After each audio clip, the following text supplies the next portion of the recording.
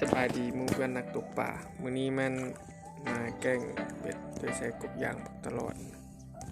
เป็น B1 สีดำซึ่งจะมีผลงานในรายนั้นกับติดตามชมกันเลย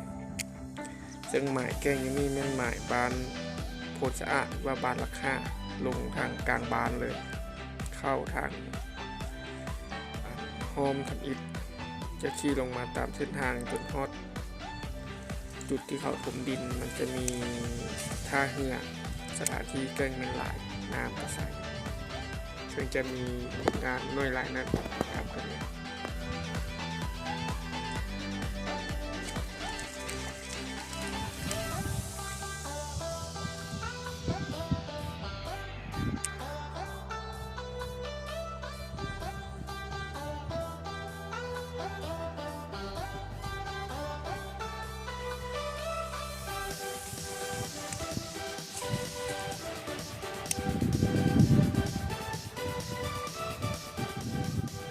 กัดแล้ว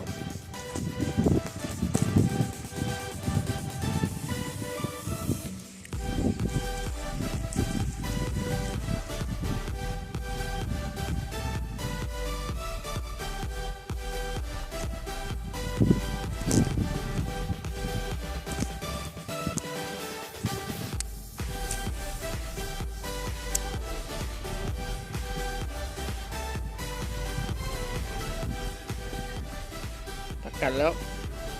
สงสัยวัด